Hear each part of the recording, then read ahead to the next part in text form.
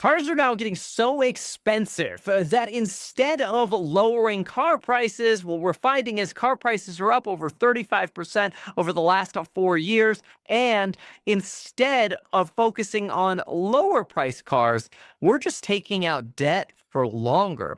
Take a look at this chart. You can see the 5 year or the 60-month loan term for cars plummeting all the way to where we sit now at just 18.5% of loans.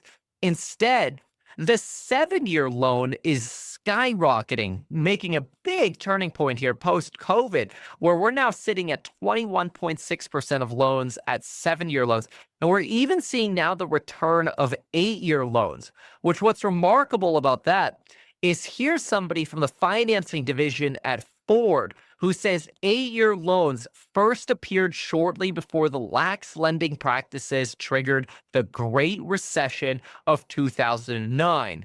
Kind of an ugly warning that it's becoming so unaffordable for people to buy cars now that they're taking on more debt, which is costing them more interest over time, just to be able to get an affordable monthly payment and drive a functional vehicle. The problem, though, is, and why this turns very bubbly quickly, is take a look at this. When drivers eventually do trade in, thanks to these longer loan terms, they're more likely to find themselves upside down, owing more on the loan than the car is worth now.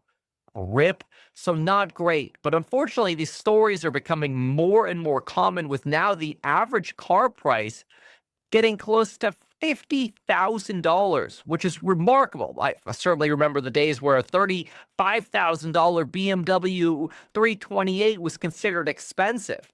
And I was like, oh my gosh, mid 30s for a car. That's crazy. We're sticking with a Camry in like the low 20s.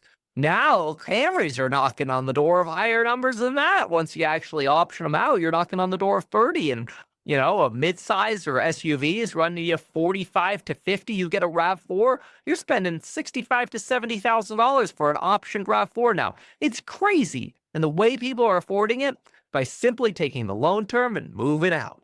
What's next? Maybe the 40-year mortgage?